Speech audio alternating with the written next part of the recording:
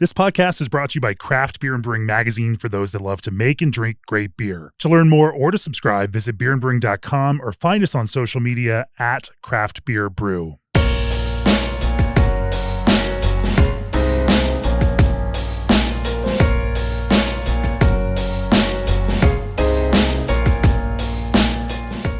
It's episode 465 of the Craft Beer Brewing Podcast. I'm Jamie Bogner, and this is the third of our mini series of Nebraska podcasts, exploring this interesting pocket on the eastern edge of Nebraska at Omaha and Lincoln, and all of these GABF and World Beer Cup medal winners that seem clustered around here. Joining me for this episode is Will Walter of Corn Coast. Welcome to the podcast, Will. Yeah, thank you for having me, Jamie. Excited to be here. You've had a few years of awesome medals, and in fact, recently in the From Grain to Class issue of Craft Beer Brewing, your Windsurfing on the Thames English miles scored a 98. As I was looking at that, I was like, "Oh, that's an anomalous high score in that category." Did a little more research and realized that you'd also won a GABF gold for that last year. I'm like, oh, well, that makes sense. That makes a lot of sense. And as I was looking at that, I was like, they've also won 2 silvers the year before in hazy and juicy categories, and also won a bronze the year before that, 2022, for Citra Soaker and Imperial Juicy. And you guys have just been kind of crushing it here. Obviously, share the Stoke for those readers of Craft Beer and Brewing. They may remember in our Best in Beer issue last year, share the Stoke, a West Coast Pils, was the highest scorer earlier in the year and got a nod as one of our editor's picks for the best 20 beers of 2025. Just kind of crushing it on all of those ends. And so through this episode, we are going to talk about hoppy beers. We're going to talk about Hazy IPA. We're going to talk about West Coast Pils. And we're going to talk about English style beers. And, we just, before we started this, had some English mild or English bitter on cask, on the Engram cask engine. And I made the entire trip worthwhile. It made driving to Nebraska 100% worth it. So what do you hear? Just to have it on a cask engine right here. We're going to talk about all those things, but first, the Craft Brewers Conference is coming up April 20th through 23rd, 2026, and G&G Chillers will be there. If you're heading to CBC, swing by and talk shop with the folks who know brewery operations inside and out. G&D's biggest strength isn't just the equipment, it's their deep understanding of how a brewery runs.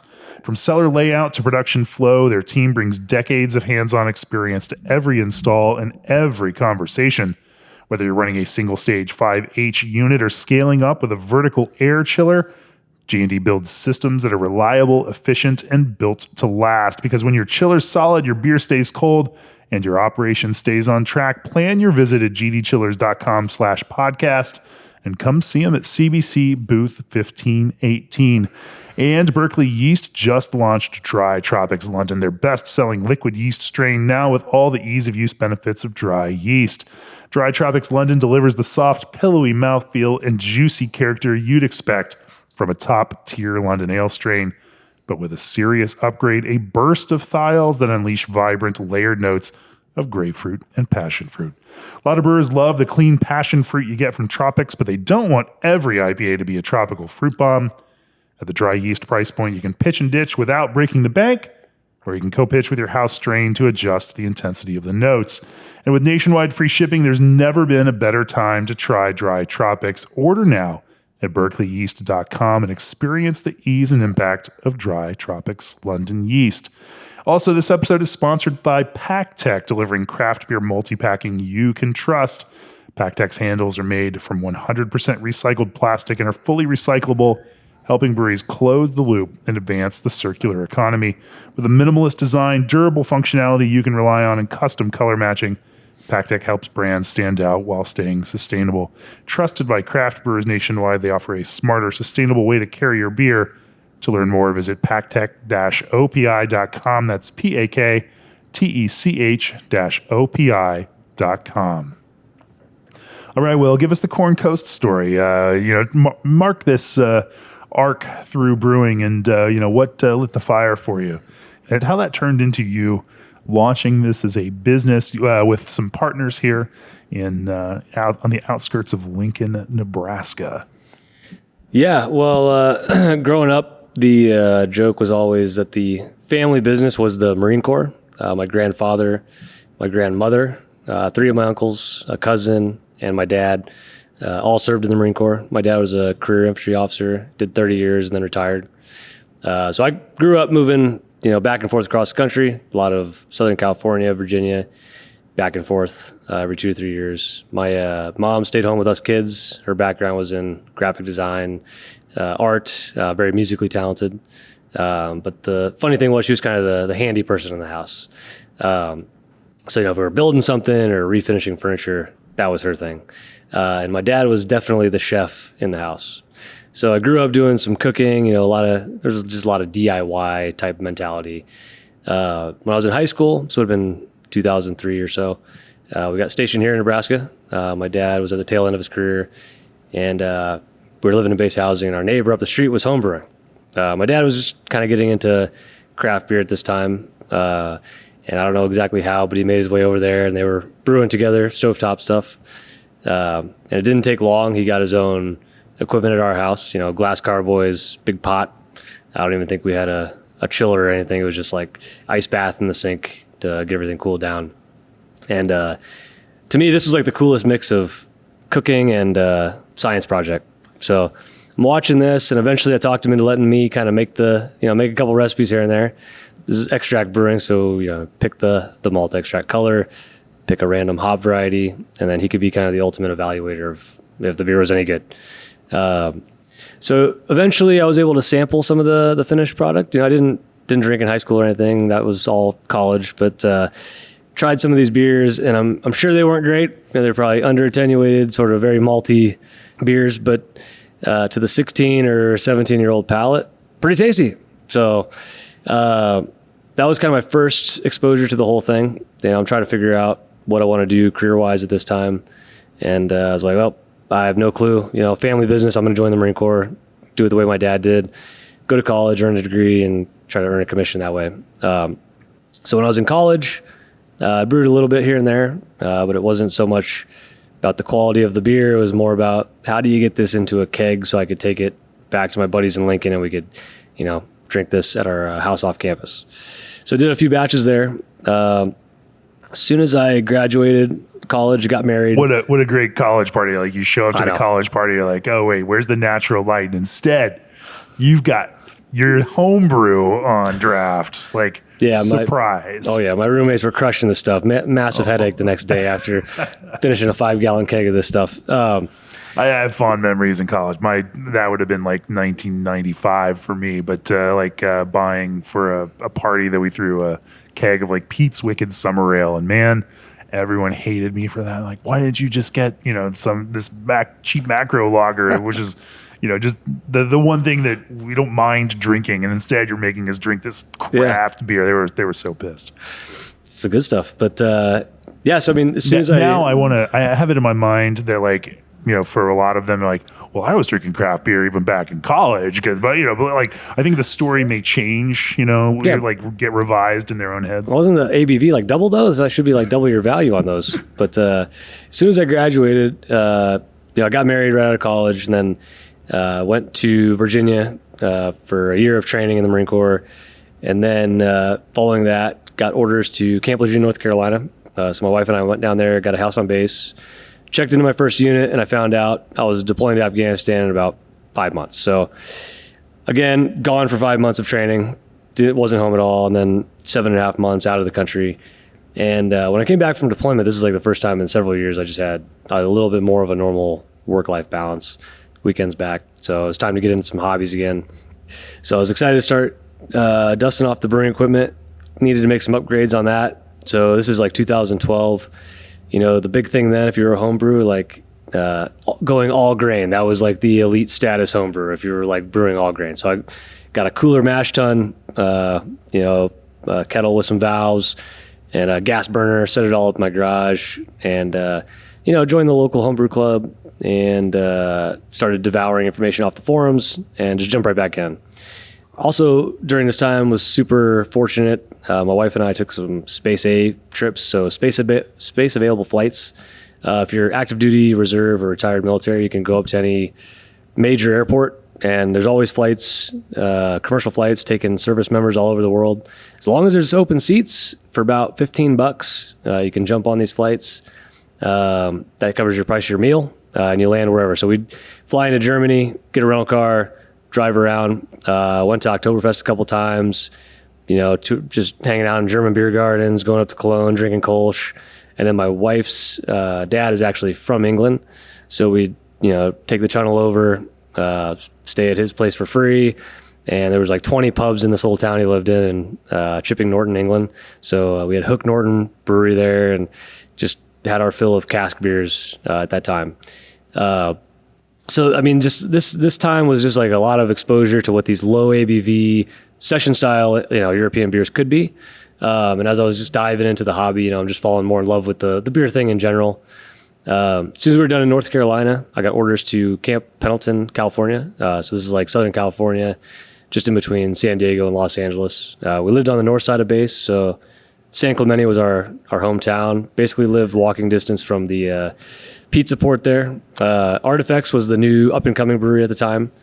And we didn't have kids yet, so I'm brewing probably twice every Saturday. And then on Sundays, we were free to drive around Southern California drinking awesome beers.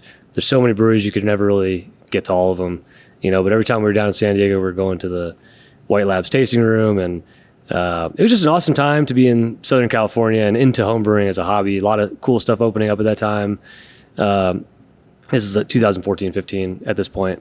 And at some point, I just realized I need to be around this all the time. Like I want to, the industry, you could see it from the outside. There's just this way of working together, a positivity around the whole thing. And, brewing was taking up more and more of my time and my headspace. And so I decided I was going to leave active duty, start a brewery. And we had basically become regulars there at Artifacts in San Clemente. And Tom, the owner there, agreed to sit down with me a couple times and just kind of go over my very rough initial business plan. Gave me the hard truths, some numbers, what it might take to do my own thing. And I think I figured out like I wasn't going to leave active duty and walk into a business that I started up that's paying me anything in any short period of time. Right. So I needed to kind of figure out something as a transition. So I got a job with a San Diego-based medical company to be their sales manager back here in Nebraska. And at this time, my dad's health wasn't really great, starting to go downhill. So, we wanted to be closer to family. And my wife's family lives here now. So it's like, we're going to do this in Nebraska. So I got that job here, did that for 4 years. And that was just a lot of brewing, knowing that I was going to be eventually as a commercial brewery. So we're trying to dial things in, saved up the funds. Super lucky. I've got a couple guys who are willing to partner with me on this whole thing. So Dan, he's the other owner manager who's here with me every day. He was I met him in ROTC. So he went on to the Navy to fly helicopters.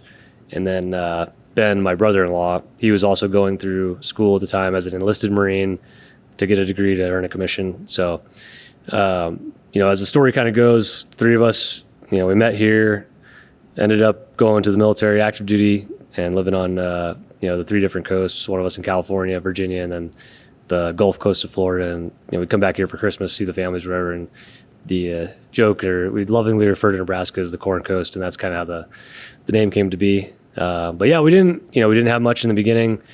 It was just the money we could save up between three of us. So we started small, bought a 5-barrel system from Abe Equipment here in Lincoln, and had 40 barrels of cellar capacity, and we still have the exact same 5-barrel brew house today. But we're added some more tanks and some other little things here and there, canning line. But it's been pretty crazy from the get-go. It's so funny when I've been touring through breweries here, and in addition to the podcast, I've visited a couple of other breweries, just trying to squeeze it in while I'm out here. And the amount of ABE equipment, you can tell, like this is an ABE state. They're right here, and so everyone's got your 3-head AB or Abe canner, and it's just like standard issue, and it's so funny because if you go to Southern California, it's a lot of San Diego is Premier Stainless because they're down there, and so you end up with this kind of like technical specialization. But it's fun to see it here, and then obviously there are real benefits to having a company that close that that they're right here, and if anything breaks, you can go right to them. 100%. I can't say enough good things about Abe Equipment. I mean, yeah, they're 10 minutes down the street, so we're running cans. If there's an issue, they're usually same day to come over here and fix it. And it's kind of funny talking to them. They're traveling to other countries to help out fixing things, do some welding, and we have them, right here in town. So it's been awesome. Yeah. Anyway, I just thought it's like as much as everything in this podcast and everything else is just international and has a broad reach, like there's also just these interesting local things that you see when you go to places like, oh yeah, everyone here just does this because it is the most sensible way for them to do that here with connecting to local manufacturers and local ingredients, all those other things. So, finding these pockets, it's just been fun and visual. Let's talk about so you decide to launch the brewery, but you've now pulled from inspiration on the East Coast, you've pulled from inspiration on the West Coast, you're pulling it together as Corn Coast here in Nebraska. And that means thinking about what beers you're going to make and what you want to be known for, because in this kind of brewing environment, you knew you were getting started and you actually opened just after the pandemic or at the tail end of it in 2021. And so, walking into that world of beer means being competitive from the outset and understanding like if you're going to get any attention from anybody, it has to be great beer, but it also has to be focused beer, and you have to have some sort of hook to connect people on the same wavelength. I want to talk about that, but first, the multi-layered wonders of indie hop strata are now easier than ever for brewers to tap into. Introducing Strata Cryo in collaboration with Yakima Chief Hops. Whether brewing up a single hop Strata IPA to wow customers with the depth of flavor this variety delivers, or modernizing your flagship IPA to continue setting the highest standards, Strata T90, Strata CGX, Strata Hyperboost, and now Strata Cryo provide the tools for brewers to create their unique masterpiece. Indie Hop Strata, life is short. Let's make it flavorful. And if you're like many podcast listeners, you've got a lot of beers at home and your regular fridge is at capacity. Enter the Midea 50/50 Flex, the industry's first dual compartment 3-way convertible freezer. Here's what all that means for you. Options. The 50/50 has the power to be all freezer, all fridge, or a little bit of both, but you'll probably want to use those 20 cubic feet as a massive garage-ready beer fridge. You can also change which side the door is on or how you want the shelves to be arranged. The 50/50 totally flexes to fit your life. Plus, it's designed to maintain a stable temperature even in non-climate controlled conditions, so you can crack a cold one even on the warmest days in the man cave. Take your garage to the next level. Check out midea.com/US to get more information about this game changer today. Also, the Beyond Beer space is booming, and Old Orchard is here for it, supplying breweries with fruit ingredients for all your beverage needs. Low, no alcohol, hard lemonades, seltzer, cider, and more. Old Orchard has supplied hundreds of industrial customers across 49 states, including nationally and internationally loved brands, so you'll be in good company. More information and free samples are waiting at oldorchard.com/brewer. That's oldorchard.com/brewer. All right, well, so you started Corn Coast. Getting the brewery up and running is a giant pain in the ass, as it always is, and takes way longer and costs far more than you expect it to. It's the normal story. We all know that one. But figuring out then what the kind of creative angle was going to be on the beer that you're going to make. You've been homebrewing at this point for, better part of a decade and have some idea of what you wanted to, plant your flag around. Talk to me about how you, started thinking about, some commonalities in flavor and what those styles and that approach to those styles was going to be. Yeah, truth be told, I don't think I had my first hazy IPA example until maybe 2018 or 19. I mean, it was pretty far in. In Southern California at the time, at least the places that we would frequent, you just didn't really see a lot of them. You'd heard about some of the stuff they were doing on the East Coast, but I had not really found those commercially available in Southern California from this 2014 to 17 time period. And the first couple that I had were just absolutely horrible examples of the style. And, they were things you would find at the bottom of a fermenter. And I just was very turned off for the first maybe a couple times that I had a hazy IPA. But you heard the buzz that this was kind of the thing. So most of my homebrewing was centered around those classic. And then right around 2018, I think it was 2018, when Cross Strain won a medal for Fairy Nectar out here in Nebraska. Maybe it was 2019. Yep. So during that time, we had some great, local examples. Obviously, the first, I have this memory of the first time I really having like, I just didn't drink a lot of them, so I didn't try very many. But when I went out to my brother-in-law's wedding out in California, this is like right before the pandemic hit. Like I'm talking like a month, like in 2020, like February 2020. I had a Boat Shoes Hazy from Karl Strauss, and I think that's like a 5.5%, maybe hazy pale ale or something. And that was the first time that I tried one that I was kind of understanding of what the style could be or is kind of supposed to be. So at that point, started trying more commercial examples, and then sprinkling in some homebrew versions myself. I don't even really remember where I got the recipes for those first ones. There wasn't a lot of information out there at the time. I later grabbed some good information in Craft Beer Brewing Magazine. just saying. And the WeldWorks Juicy Bits recipe, which I think we published in 2016. But yeah, just say. Well, we're on the front end down there. I got you, but I think the first text book or something I had was the Scott Janish book, and so I started digging that. Oh, that's a great one. And I kept it very simple on those first ones. And the first couple we made actually looked the part. They were hazy and had the soft bitterness you're looking for. So I didn't really tinker too much with that first few batches we made with the recipe. But you kind of figured, okay, this is like the new upcoming style. We should probably figure out how to homebrew this, and then also have our other styles dialed in, because we were brewing mostly West Coast style hoppy beers at the time. But yeah, so I was pretty late to the game when it came to the hazy stuff. I wasn't one of those guys in like 2013 brewing hazy beers at my house. Anyone who claims that now, I mean, there certainly were people who were doing that in 2013, but I think 2015, 2016 was kind of when it really gained steam. Even in 2014, we published a recipe from Native Treehouse back then, and but it still wasn't. I don't think what you would consider a full like hazy IPA in this kind of modern context. And so but that evolution was happening in real time there as we moved from the kind of heady topper model of hazy juicy, and then obviously Hill Farmstead kind of taking that and running with it and applying that kind of soft mouthfeel approach to IPA, even though the hops that they were using weren't necessarily the same kind that we've ended where this general mainstream of where we've ended up now. But anyway, some interesting development at that time.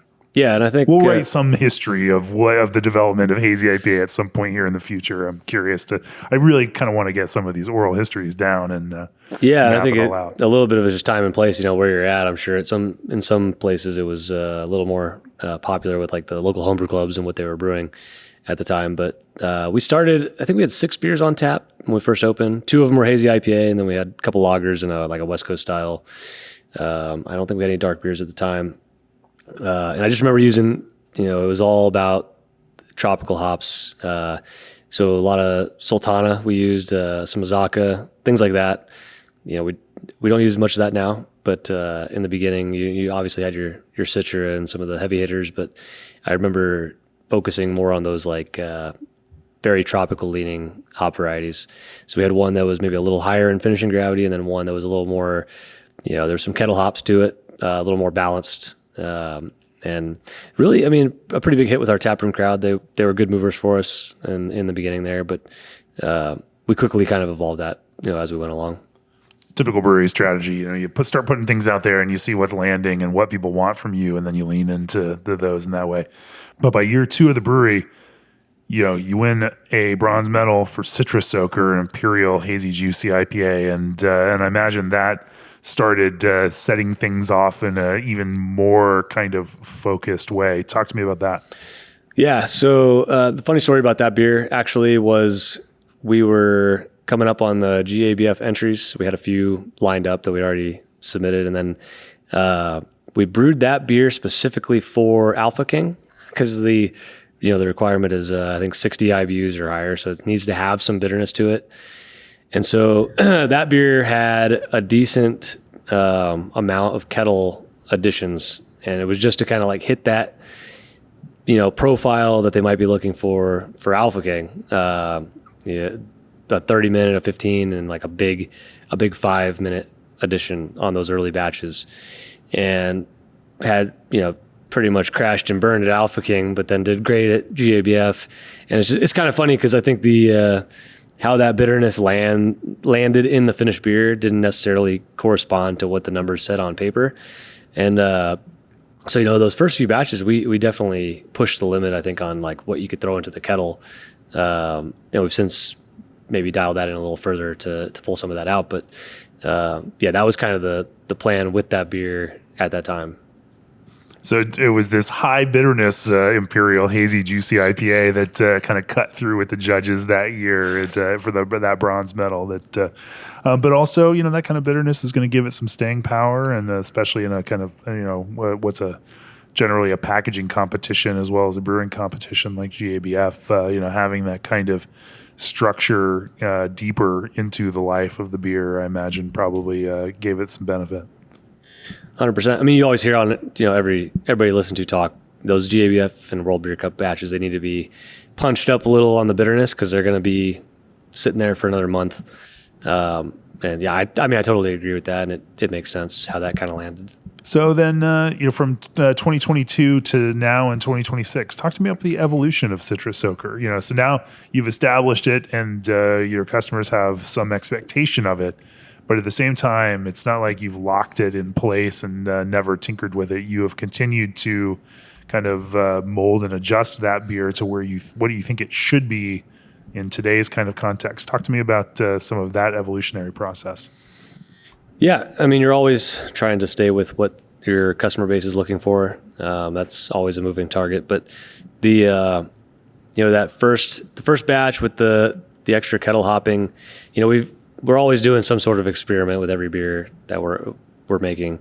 We tried to play around with, is there a way to kind of capture the same balance and bitterness by just upping maybe that whirlpool temp? Because we were doing the heavy kettle load on this beer, then also bringing the whirlpool temp down pretty significantly, and then doing a ginormous, a couple pounds per barrel, maybe not that big, but a good amount of hops in the whirlpool as well.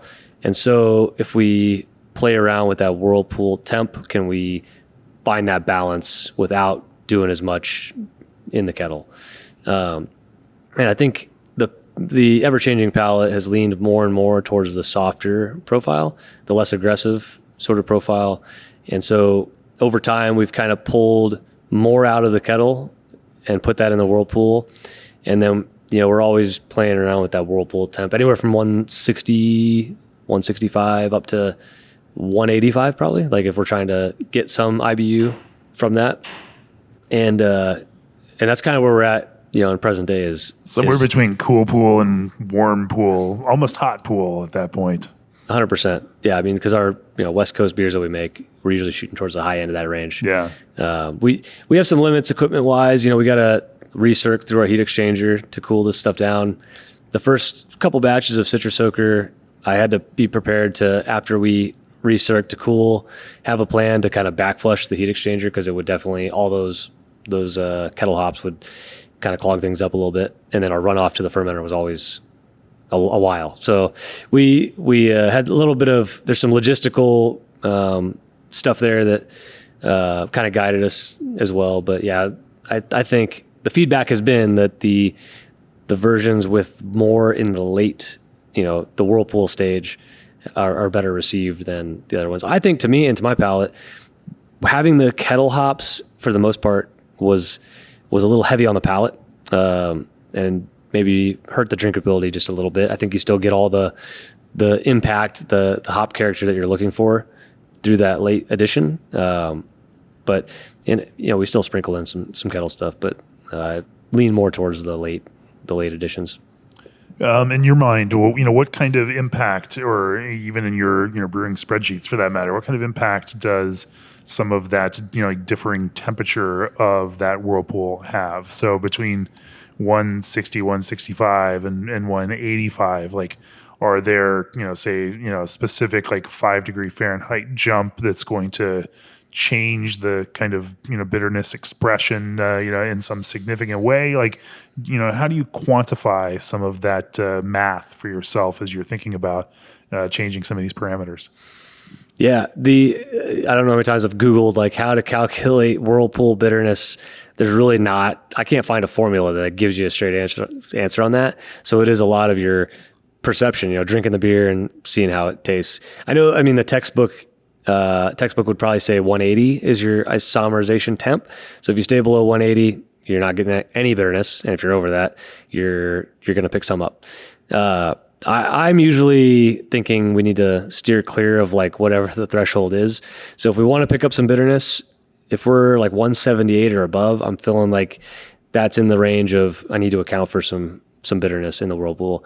If I really want to try to omit that completely, it's probably shooting towards 165.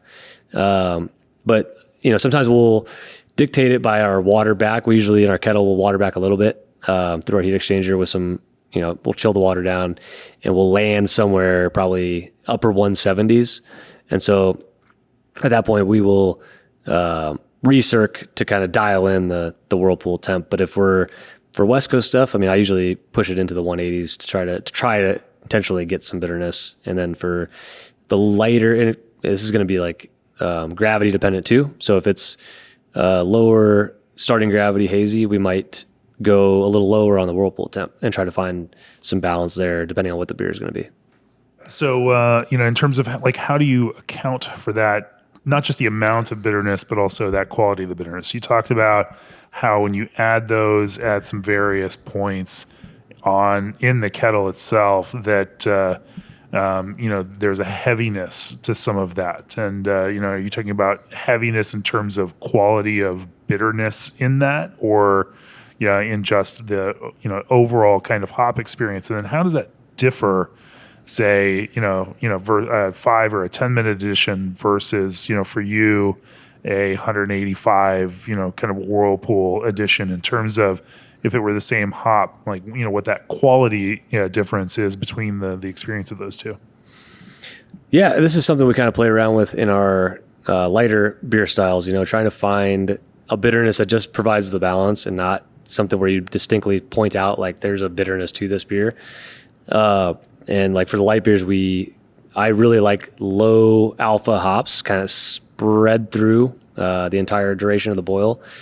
And so much so that we've tried this on some hazies where we'll take like Hallertau or something and sprinkle them in, 2.8% alpha hop, and just see if we can get the same balance without pointing out that there's a bitterness to this beer.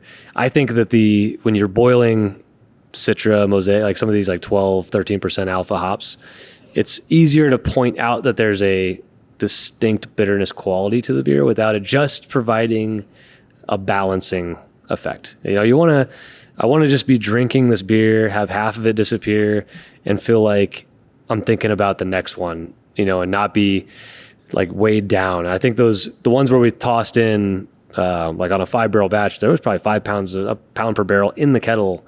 You could every sip had good impact, like good hop impact to it, where you're like, wow, this is very hoppy, but also like a, not cloying, like, when you get a under attenuated beer where there's like a cloying effect that makes you not want to take another sip. But I think there was a bitterness to it that makes you not want to take another sip. So we're always trying to just figure out, the balance and not so much the being able to just pick out that bitterness part of it. Sure. Well, I want to talk about juicy midtones and modern melody. Also, some other GABF medal winning hazy IPAs you've made that hit at some different kind of ABV points, and see how that and we can talk about then how this range of gravities maybe impacts some of the way that you think about and build these recipes. And I also want to talk about all the other fun stuff like grain and hop choice and fermentation and all the other kinds of things. Let's talk about all of that. But first, pumps are critical to any brewing setup, from home brewing through nano brewing, and of course at the pro level, from mash recirculation to wort transfer, and even for cleaning. A quality pump is a key part of every brew day. The SS Brew Pump from SS Brewtech is engineered to tackle even the messiest brew days and do it at a scale home brewers can afford. Featuring an IP55 water resistance rating, an easy-to-use DIN head with 360-degree rotation, and a flow rate of up to 11 gallons per minute, it has the power to keep your brew day moving. Visit ssbrewtech.com/pump to learn more about how the SS Brew Pump can upgrade your home brewery. And tickets are on sale now for the annual Craft Beer and Brewing Brewers Retreat, August 23rd through 26th in the hop country of Yakima Valley, Washington. There's nothing like this fantasy homebrew camp experience as you brew in small groups led by some of the most inspiring brewers in the world. Folks like Vinny and Natalie of Russian River, Ben from Breakside, Henry and Adriana of Monkish, Kelsey from North Park, Whitney from Grand Fir, Sean from Lawson's Finest, and more. This year we'll be brewing under the bines at Bale Breaker, and it's sure to be an unforgettable experience. Tickets are on sale now and going fast at brewersretreat.com. I think as my check-in this morning, I think we have about 4 tickets left. So if you want to put it on your calendar, go get a ticket now. All right, well, let's talk about some of the other lower ABV. Well, they're not that low, but some hazy IPAs that hit lower on that ABV spectrum, and then talk about how you think about building that kind of balance through body and bitterness in each one of these. And so where should we start? Yeah, I mean, we want to talk juicy midtones. We could hit that one. That's the grain bill, and that's a little different. We do that's a little great higher, name, by the way. Yeah. Can't remember where I got it, but yeah. So when we're talking like just gravity and scale of these hazy beers, it's a little bit related to the yeast choice that we made in the beginning, and we've tried a lot of different stuff over the years. But we produce most of our hazy beers with the London Fog from White Labs, and it's probably the most finicky in terms of getting it to do what you want it to do. There's a lot of little things we've figured out over time. With regard to nutrient and temperature and oxygen and all that, but so our finishing gravities are typically a little higher, and I think our customer base has kind of come to expect that. So our standard, 7% IPA usually will land anywhere, and I typically talk in specific gravity. So around 1018, 1020 is where we want it to be. We've had some 1022, 1024 finishing gravities, but with what we're doing in the kettle, we really want it to land 1020 or a little lower would be perfect. So for those, we don't do no hot side hops. It's all whirlpool. And we find that provides enough balance to these beers. And the way our kettle is designed, we can actually go up to, our standard whirlpool hop load is usually 2 pounds per barrel. And that doesn't really create any issues. We could probably go a little higher if we wanted to. But that seems sufficient to get what we're looking for. Our starting gravity is anywhere from 1072 up to 1075 for these single hazies, and we if we're going below 6.5%, so for those hazy pale ales, we'll usually drop that whirlpool hop load maybe down to 1 pound per barrel, just to try to the bitterness comes through much easier on those beers, even if we're landing at 1020 on the finishing gravity there. So that's kind of what we're looking at in terms of finishing gravity to starting and how we plan that hop load. Sure. Let's back up and talk about grain and building a base for these. Obviously, this kind of like super pale light color is important, and that pale color is very important to you too. And all the beers that we sampled before we started this podcast have a very light, very pale color to them. And that's not an accident, but at the same time, they have to support a lot of this hop flavor. Talk to me about, malt choices in these hazies across the spectrum and how that might change as you get into the bigger ABV range. Yeah. So we've tried, I feel like, every malt option that's out there from both BSG and Country Malt Group. And we've landed on the Gambrinus pills for the hazy beers.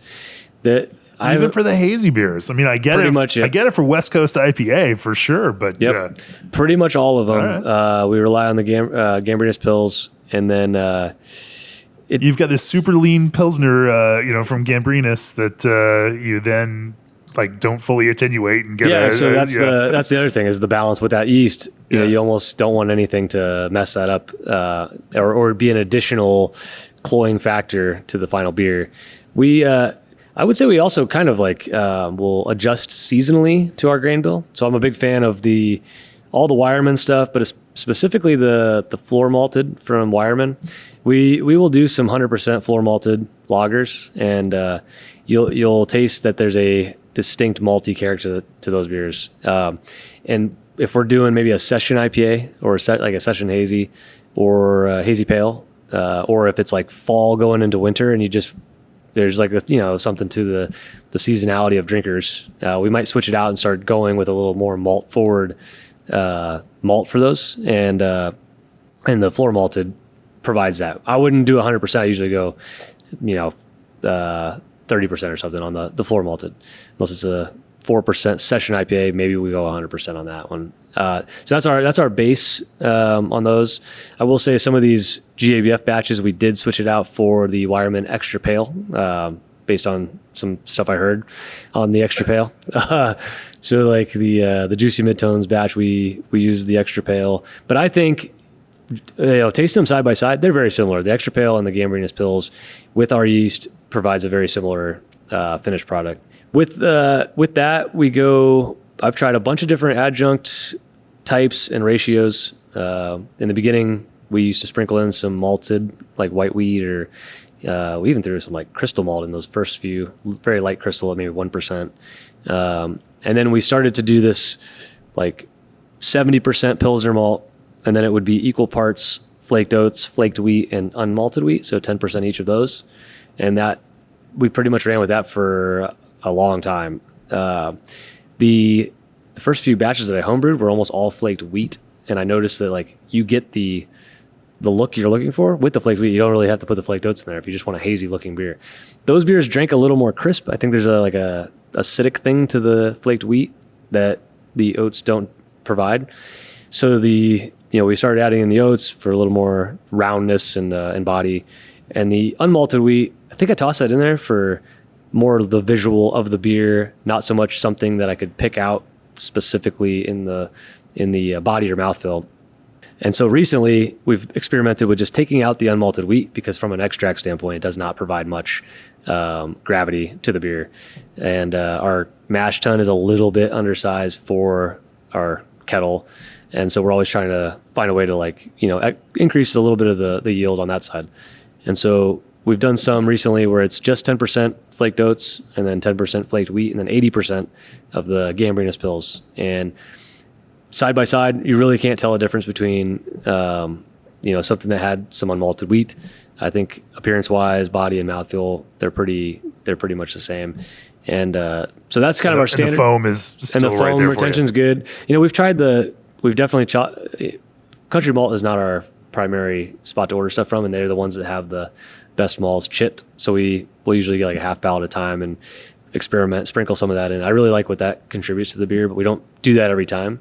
So we've settled into that combination of flaked oats, flaked wheat, and then Juicy Midtones specifically, just because the first batch we made was different. We stick to that, and that one is 30% flaked oats and nothing else. So it's 70% of the Pilsner malt, Gambrinus or the Wireman Extra Pale, and then the 30% flaked oats. But everything else, I like to do the combination of flaked wheat, flaked oats, and then occasionally some unmalted as well on top of that. And then that same general kind of breakdown also works at that kind of Citra Soaker imperial level. It's just a similar percentage, just increased everything. Yeah, Citra Soaker was probably the second or third beer we made with this like new concept of mash bill, and that was the mash bill for that. So like 70% Pilsner, and then the 10-10-10, so unmalted, flaked, and then flaked wheat. So flaked wheat, flaked oats, unmalted at 10% each. Let's talk talk about that kind of fermentation process, and then I also want to talk about hops in this kind of hazy IPA category, and then we're gonna talk about English style ales. I promise, not going to forget and miss out on that one this time. But let's So you mentioned this fermentation is a little bit finicky with this White Labs London Fog yeast. In terms of getting it to express the way you want it to express and hitting the right attenuation, which isn't too much attenuation. How have you kind of massaged that yeast to get what you think is the best expression from it? Yeah, it's taken a lot of batches to kind of figure it out. A lot of trial and error. And does that change, from the smaller, hazy IPAs up through the largest hazy IPAs? Definitely. So the, our process that we've figured out here over time, we, pretty standard knockout. We will knock out to the fermenter at 65. That's what we're looking for. And we put a flow meter on the oxygen assembly, so we're running like 3 liters per minute on that. And that's kind of the sweet spot. I mean, we like to provide enough oxygen there. And then the pitching rate, I've tried a bunch of different things. I think you can kind of underpitch it a little bit, and that doesn't seem to affect too much. But early on, we would usually pitch the yeast and then let that temp ramp up pretty quickly. So I might set the temp on the tank at 68. Usually I'd come in the next morning and the bucket was completely exploded and this thing had just taken off. And it would take it down from, let's say, 1075 down to 1035 very fast. I mean, we're talking like, within a few days. And then just sit there and not do anything. So it's just very strange. Usually you think a little bit of a temp ramp at the end might help it out. Nothing seemed to move the needle. So what we're doing now is we start pitch at 65, and then I found that holding it there at 65, almost like holding it back on the cooler side, not ramping up, I get more I don't get that initial explosion of fermentation, but I get a more steady fermentation that doesn't stop at 1035. It keeps going all the way down to the 1018 or 1020 that we're looking for. It will definitely want to, on the lighter session IPAs or hazy pales, will underpitch pretty significantly on these. It doesn't seem to matter. That 1075 to 1080 range is where I start having the problems with them not going all the way. So now we're doing a zinc addition, and we've tried that both in the whirlpool and directly into the fermenter. I like the fermenter. Again, I mean, it's just like things you've heard people say, like on the podcast, that know what they're talking about. That's the way to make sure it's in the tank at a rate that you know what the rate is. There is a great episode on zinc in particular, an entire episode on zinc, from White Labs, with Julian and Garrett. Some really good stuff out there. Yeah, and so we'll do like a zinc heptahydrate that we dissolve in some boiling water, let that cool down. We chuck it in there, and the combination of the zinc and the oxygen being right, and then holding the temp down, seem to give us the most reliable result. We still get some weird ones where it doesn't want to go, and you try everything, recirculate the yeast a little bit with some CO2, bump the temp up, never does anything. I mean, it's the craziest thing. And then, getting the yeast to flock out is also very difficult. It's not the most harvesting friendly yeast that we found. But you like the flavor so much, and it's worked so well for you that it is worth putting up with that kind of finickiness. Yeah, the track record's good. We can't ditch it completely. Fascinating. Well, but that's an interesting one. I like that idea of slowing it down and not. And I mean, I guess it tracks with the science of it, right? Pace the yeast out and select towards those that are going to continuously work, in a steady way, rather than letting them do, all the work at first to get burnt out, and then just, now you got lazy yeast, and nobody wants those at the end when you need to get the real work done. So, yeah, and I should mention too, before we get too far, so our because our mash tun's a little undersized, we will do occasionally like a dextrose or a brewer's crystal addition in the kettle, and I found that kind of manipulating that amount can also change some things. So, like if we're putting, I don't know, more than 10 to 15% of our gravity from dextrose you do see that a little bit more of a spike in the beginning, and I think that causes some sluggishness down the road as well. So I like there's a character to having some dextrose in these beers, Right. But for like the hazy pales, that's the sweet spot to dial it back of like 50% of what we might do on a double hazy. But then you run into those problems with the double hazies if you're going that big on that. How do you solve for that problem in the double hazies? You have enzymes or kind of other solution there? Just sacrificing our yield on them. So, Okay. we're able to, our 5-barrel brew kettle, we can get upwards of 7 or 8 in the kettle, but we might be at 6.5 on a double hazy. So we're just sacrificing the yield at the end of the day on those. Yeah. Let's talk about hops. I think, from the beers that I've tasted from you, I think there's I wouldn't say it's a house character, but you definitely have a point of view, and I think that it's an interesting point of view. If I were thinking about it in sensory terms, there's almost like a little bit of this kind of tropical pith or kind of pomegranate seed, like a little bit of berry, but not a ton of it, and but definitely this kind of pithy tropical kind of underlayment with those obvious and more present tropical fruit characters on top of that. But that quality of the bitterness ends up in the same kind of flavor zone as the kind of flavor top notes and aroma top notes of fruit. And so it means that like there's not a rough or herbal or floral bitterness to them. It's all tropical. And like little subtle, touches of dankness. Anyway, talk to me about how you think about hops in these. And obviously it's wide open and you're using lots and lots of hops and always experimenting with hops. And it's always a moving target on there. But, as you build a core of hop blends that you then want to extend and learn, different hop varieties and whatnot, where did you start and how does that like then extend out, from there? Are there some commonalities? And then, where do you experiment in that?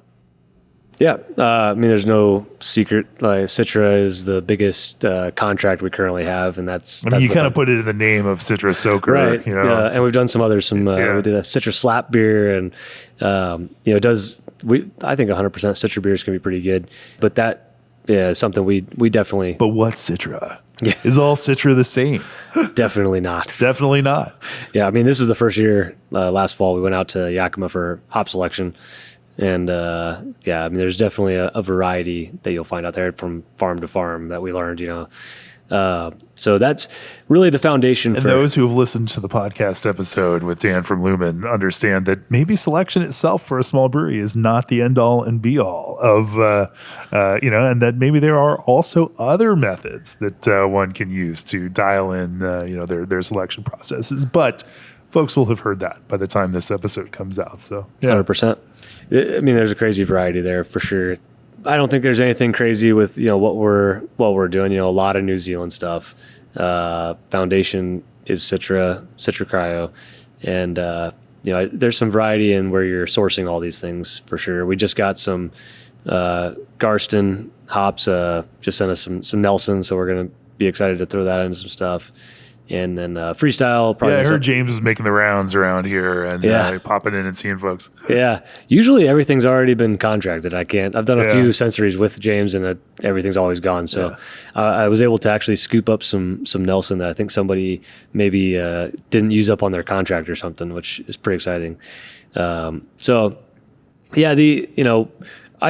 think the beers that are made with all T90s or all cryo products are really good. The advanced hop products that are out there, we use pretty much everything.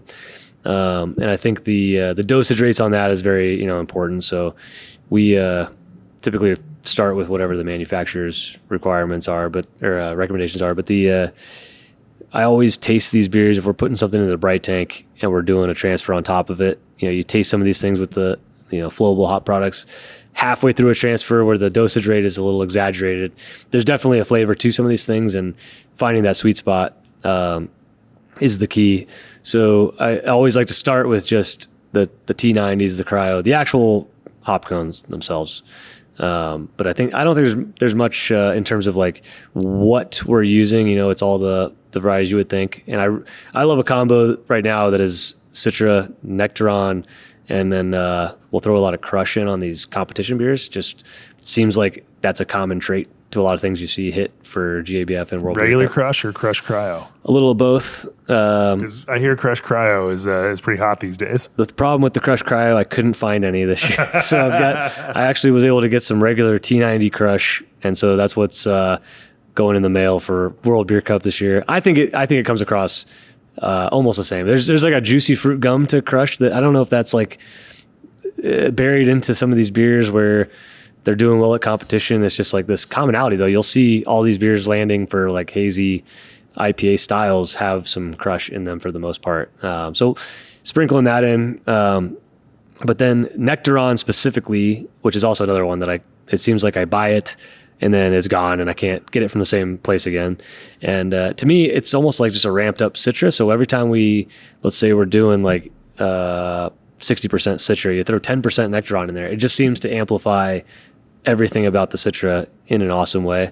And then, picking maybe a wild card on top of that, some like Motueka or some New Zealand stuff that, we have here. But as you think about the blends of advanced hop products, versus these, T90s and cryos, do you have any kind of like, working limits? Like, do the oil or extract based products like work up to a certain percentage point and, but you really don't push past that? Do you have any kind of like working parameters around that? Yeah. So something we almost started doing on every single batch of Hazy IPA or Hazy Pale Ale is some hyper boost in the fermenter. So we were, I think at one point the manufacturer's recommendation for hyper boost was to use it like a cold side addition, bright tank or whatever. And after talking to the YCH rep, there's more studies been done or more anecdotal evidence that better to throw that in there when you pitch your yeast. You get more out of it. And you really I think you really get something in terms of the beer appearance is different. There's more haze to these beers, and there is like almost like it's been dry hopped already as it's finishing the fermentation. And so we'll typically do that on every single one. And I usually go about 10 to 15 grams per 5 barrels. So for those like 15 barrel batches, we might push that up to 50 grams just to round it. It's a 100 gram container, so to make things nice. And I don't think that's overdoing it. You could probably push it just a little further, but it's provided so much by doing it that way that I kind of almost just make that SOP now for hazy beers. And I like Citra, but I think at one point they were just out of the Citra Hyper Boost. So we switched over to the Nelson, and that's become our like house favorite for that. Nelson Hyper Boost. Yeah. All right. Sounds great to me. Sign me up for it. And that's not the only kind of advanced hop product in this New Zealand realm that you really love. Hopkeef is also kind of plays its role in the beers, the IPAs that you make. Yeah, the Hopkeef from Freestyle, to me, that provides, even at a super high concentration, like as you're doing that transfer and it's double the concentration of what you're expecting in the finished beer, that to me provides the most realistic, true to style hop character. I mean, just smelling the container, it doesn't really smell like an extract or like some kind of advanced hop product. It smells like condensed hop aroma. And I don't know if it's just the concentration of it, but I feel like there's maybe a little more wiggle room on the dosage. For us, I think the size they have now is either 275 mLs or 300. That's about perfect for a 5 barrel batch. So we might go 3 of those for a 15, or 2 of them for a 10 barrel batch. And all the varieties are good. We love the Raiwaka, but the Nelson's awesome. We've done, I don't think I've tried them all at this point, and they all kind of have the same true to style like character to them. Awesome. Anything else to hops on Hazy IPA that are there any other? I mean, you mentioned Nectaron as being this kind of booster hop that even helps Citra become more Citra-like. Are there other hops that are kind of playing some of these assist roles that you find that you work into blends in smaller ways in order to help lift some of the primary character of other kind of more star hops? So I had a Sabro only IPA at another brewery one time, and it was like to me, maybe the best IPA I've ever had. What? I love the Sabro character. I also like that's a hot take right there. Well, I also like tiki drinks and pina colada style, and then basically it tastes like that, in the finished beer. And I say this as someone who had a Sabro fresh hop beer on my personal best list 2 years ago. So okay. I'm with you, but I understand how polarizing that statement is. Yeah, it's love it or hate it. That's how it goes with the Sabro. So I actually like to sprinkle in. You get some Sabro Cryo, and you chuck that into like a triple hazy. I'm talking like 10% of the entire hop by weight. Load for that. And it provides a background tropical thing that amplifies some of the other tropical flavors you might be trying to get. And if you tell people it's in there, they'll hate the beer. Like the people that don't like the Sabro will hate the beer. Yeah.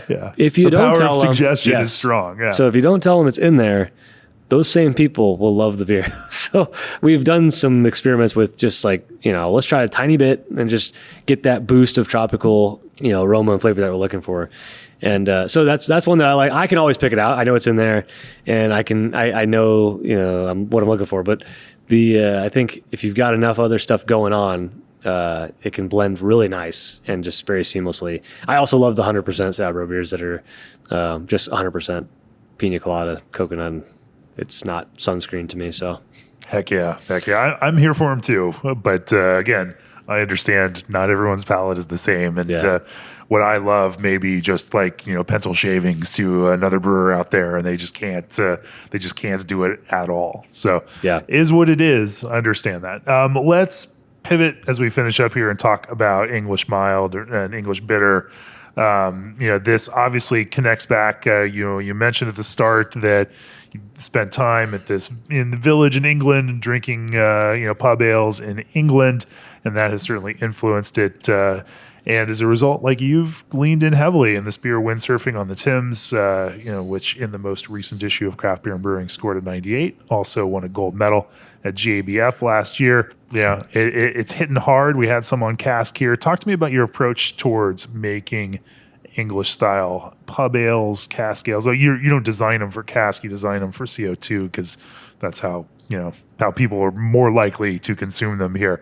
But as I drink something like Windsurfing on the Thames, I think that it hits this malt character that is maybe slightly amplified relative to, say, a more traditional English style version of this, but it's not full on American, over the top, let's just turn it up to 12, because even 11 isn't loud enough. This is America. We gotta overdo everything.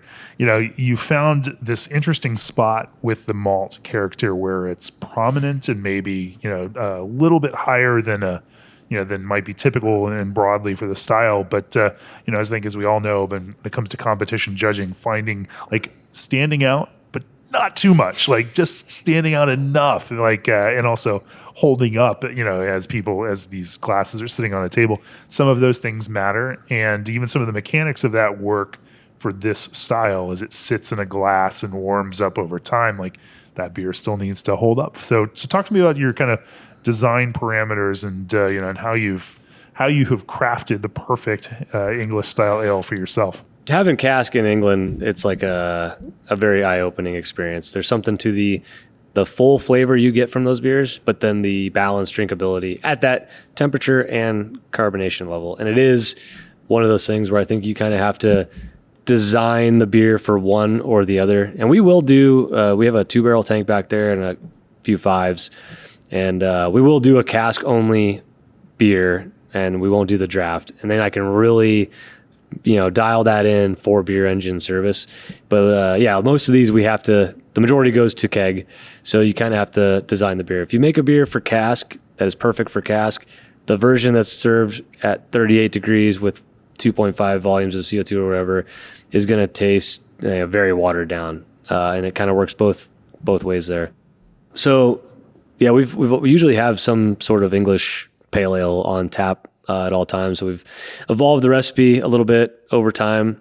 For the draft, version, usually start with the recipe for English beers, it's pretty standard. It's like right. Here's This is a not Maris rocket Otter, science, some percentage of crystal of some sort. I like to blend both of those things. So like we'll do a blend of usually like Thomas Fawcett, Maris Otter, and then like Simpson's Best Pale, which keeps it kind of a little bit lighter. So it's not all Maris Otter and like full malt. And then we'll do 6-7% of like a medium crystal somewhere in there, a 1% somewhere in the dark crystal range, and then recently, and for that, the windsurfing batch, we like to throw in some golden naked oats, so to get, plus up the body just a little bit. Again, that's more, I think, designed for the draft, 38 degrees, full carb beer. And I think if you pulled that out, maybe for the cask version, it would just be a little more dialed in there. And then a very slight amount of like roast barley for some background and color adjustment, that kind of thing.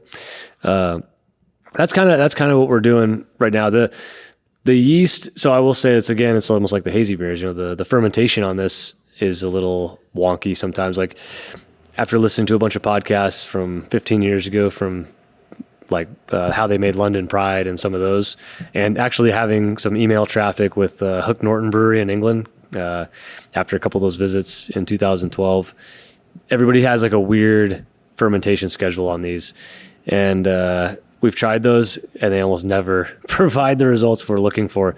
I've actually found, so we really like the YE yeast, like 1968. It's like the London ESB strain. And so we'll usually pitch that pretty cold, like 63, hold it back for a day or two, go upper 60s, and then actually like crank it up to 72 on day 4 or 5 and let it just sort of hang out. And you'll actually see the ester development over that next like 7 days. And then at that point we'll fill some casks, and then get the beer ready for transfer to a bright tank and then normal packaging from there. But you manage head pressure or anything on these? Because I mean, a lot of these yeasts are, these are yeast that grew up in open fermentation. Yeah. So if we pitch this on like a Friday, you come in on Monday and it's a mess. I mean, a lot of these fermenters, we're overflowing them from the kettle just to maximize some of that yield. And this for sure, top cropper for sure. It's a bit of a mess, but I think you're getting like that true flavor character that you're looking for out of this thing. I just think the key is start cold, bring it up, hold it back just a little bit, and then really ramp it up at the end, and like not being too worried to go up in temp. And then we just under normal, like we'll usually put like 1 or 2 psi on the tank to fill these casks with some fresh yeast and some dextrose for priming, and we give those 10 days or so just hanging out in the brewery, and then we'll move them into our cooler.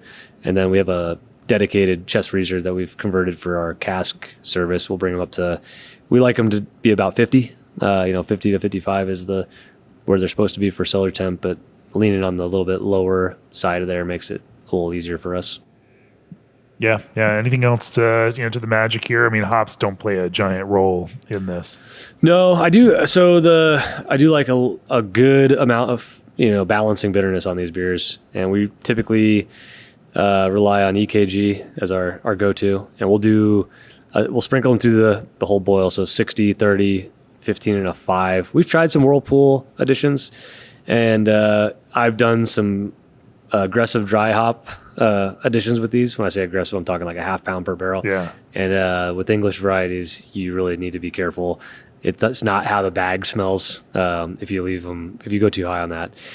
So for like that windsurfing beer, we actually did a combination of Challenger hops early in the boil for that 30 and or for that 60 and 30, and then for the later additions, we're going EKG on that. But we'll change it up. We'll do some like Fuggle and Progress and some other UK varieties. But I think if you stick with EKG, you can't really go wrong. Sometimes we'll do a little dry hop in the cask, but Sure.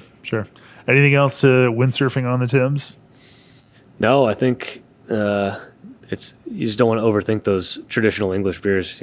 Make them light and sessionable. That's the key. Yeah. They are intentionally simple, but the devil's in all the details of process and not necessarily in the recipe.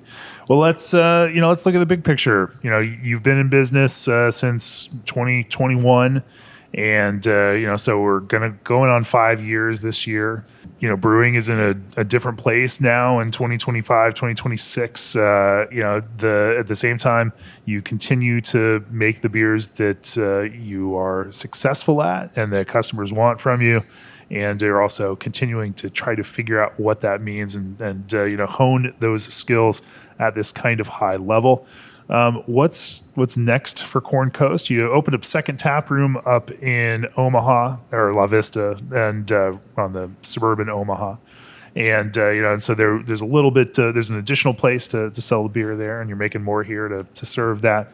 What do you hope to achieve in the next 3 to 5 years? What future do you see for Corn Coast here? Yeah, I mean, the older I get, the more I feel like I've realized you kind of have to live in the moment, enjoy the present day. And every day I walk in here and I have zero production schedule. Nobody's telling me what beers I have to make, and nobody's telling me like you can't buy these ingredients to make those beers. So in a way, it feels like we're kind of living the dream right now. And every day we're chasing better beer. That's I think our customers they've come to find that we're always going to try to put the best beer possible out there for them, and do whatever it takes to kind of make that happen. Obviously, from a business standpoint, you want to keep growing and moving in that direction. Last year was very busy with the second tap room opening up. It's awesome to be able to share these beers now direct to customer for another city. We're doing a little bit of self distro out in town. So the next year we're really trying to just maximize these tap rooms that we have here in Lincoln and Omaha, and maybe get a little more out on store shelves and sticking to our, having the freshest beer on the shelf, because we're cutting out the middleman and delivering it ourselves. It's kind of the nice thing there. So, maybe in the future, we've definitely talked about another tap room location. I think with how craft beer looks right now, trying to go crazy with a production brewery and be out in town, and that's your main thing. I don't know if that's the plan for us, but being able to create another place for a local community to come in and us to put these beers out for direct out of the keg as fresh as they can be, that feels like the path forward. But we're always looking to make this a sustainable, model for the future, so we can keep doing this. Sure. I think that's a great place to wrap this up. Stop by and check out their latest innovations at the G&D Chillers booth 1518 at CBC. Berkeley Yeast's Dry Tropics London offers their best-selling liquid yeast strain with the ease of use of dry yeast.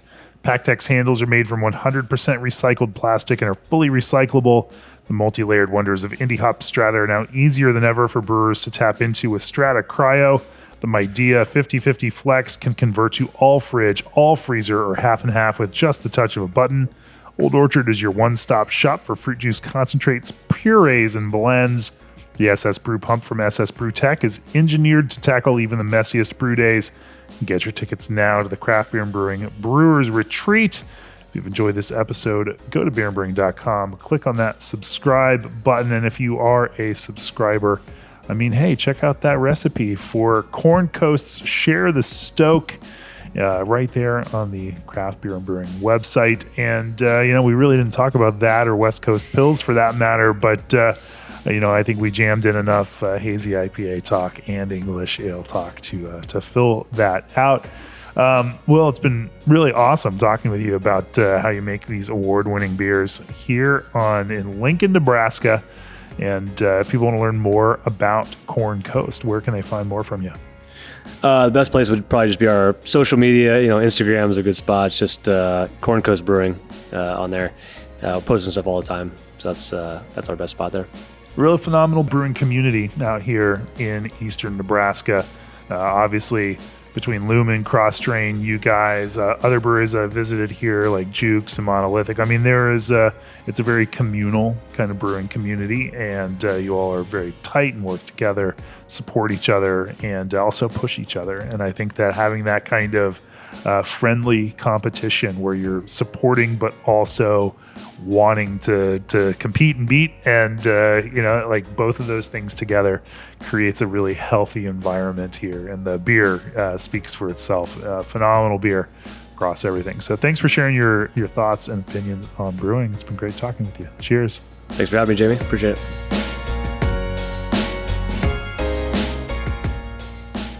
This podcast has been brought to you by Craft Beer Brewing Magazine for those who love to make and drink great beer.